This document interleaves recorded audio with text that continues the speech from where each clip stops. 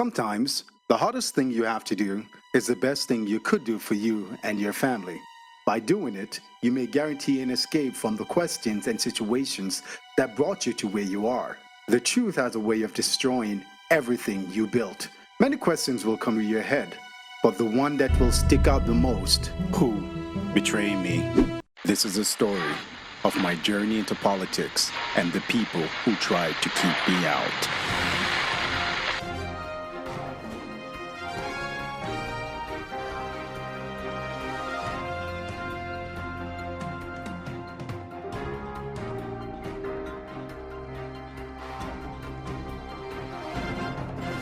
The causes of our economic and crime problems had their origin in politicians making political decisions to gain and maintain power while ignoring the actions that would positively impact economic growth and security. This can be summarized in one word: mismanagement. This mismanagement leads to slavery and colonization, which to the disconcerting individual has never been abolished, neither in substance nor form. The dictates of the International Monetary Fund and its companion financial institutions are the new instruments of slavery and colonization. There should be a commission of inquiry into the causes that led us to the IMF and its companions. The commission should be vested with the powers to make recommendations to the DPP, and the report need to be provided to the people of Yaadiville. Thank you for tuning in for another episode of Hard Topic. With us tonight, we have candidate for Prime Minister, Mr. Jerome Hart. As you know, in recent weeks, he has been in the news facing several charges. So let me start by asking, Mr. Hart, are you innocent? Call, I am. I have nothing to gain by doing what I'm accused of. Think about it. I'm a veteran politician. I've been married for the past 15 years with no marital issues. Why would I jeopardize everything? So you don't remember anything from that night? I don't remember anything because nothing happened. Mr. Hart, the evidence is very damaging. Plus, you refuse legal assistance. I had a lawyer, but he's a friggin' idiot. He's telling me that the evidence against me is so much I should consider a plea bargain. Mr. Hart, did your lawyer see the evidence? No, that is the reason he's fired. Since the incident, you suspended your campaign and you've been quiet. I had to take some time to consider my options. So I decided to stay quiet because I believe it's in the best interest of my family and my supporters. I got to say, in most people's view, it makes you look guilty. A man's guilt should never be determined by his silence, but by the evidence that is available. We're going to go ahead and take a call. This caller is from Yaadyville. I want to thank you for allowing me to come on your show. I have to say, Mr. Hart, I've been a campaign follower for a very long time, so I support you 100%. When I like what I hear, what I say about you, come like say them people they want mash up your career.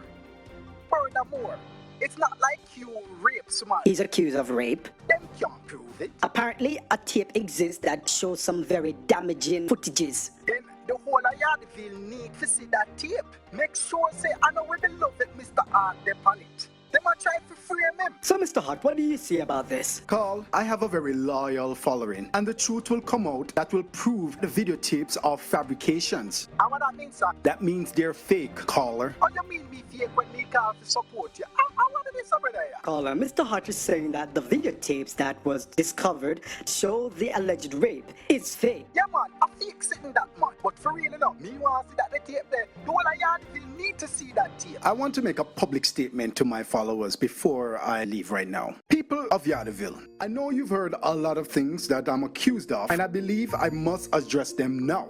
First, the rape case is a ploy for me to step down and allow the opposition to maintain control of the government, and I will not do that. I did not have sexual relations with that woman, but I did have an improper relationship. Anything you hear otherwise is a sham. As for the charge of orchestrating the murder of a member of the opposition party, that is libel and founded on untruths. The truth is, Mr. Callisner and I have been friends for many years and served together in our communities. We did not see things eye to eye on many issues. However, we consulted each other on many tough ones that would benefit the country. He was advising me on what I could do to help my country now that I'm running for office. And I had the intentions of making him my DPM. The fact that he accepted and would be willing to leave his party for the good of the country made him a target, and he paid the ultimate price. All these lies, they're just tools used by the opposition to silence me and stop the island from progressing socially and economically. I will not give up. I will continue to fight just as you are doing right now for me, because I am your voice and we are louder than the 1% who don't want to see a country in the path of economic growth. And Yaadyville, thank you for your support.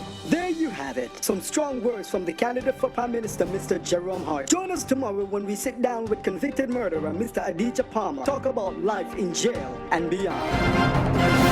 Well played, Mr. Hart. This is just the beginning. Let's turn the heat up.